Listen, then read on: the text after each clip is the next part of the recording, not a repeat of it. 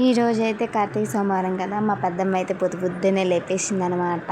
గుడికి వెళ్ళాలి, లెగవాలి మీరు అని చెప్పి ఇంకా మేమైతే పొద్దున్నే లేచి రెడీ అయిపోయామన్నమాట. ఇంకా అలా బండేసుకొని మేమైతే గుడి దగ్గరికి వెళ్ళిపోయాము. గేట్లు కూడా తెరవలేదు. ఇంకా నేనైతే కొంచెం వీడియో తీయక్క అని చెప్పాను. అయితే గుళ్ళోకి వెళ్ళగానే అవన్నీ సిద్ధం చేసుకొని మేమైతే పూజ చేసుకుంటున్నాము. పక్కన మంత్రాలు చదువుతున్నారు పూజారి. ఇంకా అలా పూజ చేసుకుంటున్నాం అన్నమాట.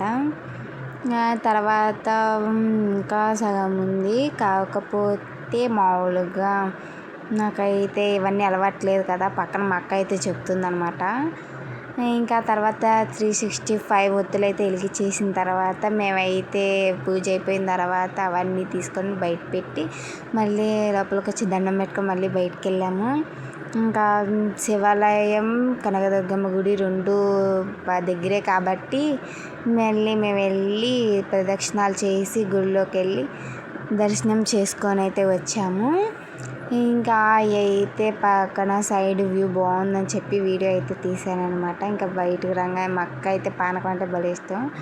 అది తీర్థం అన్నమాట.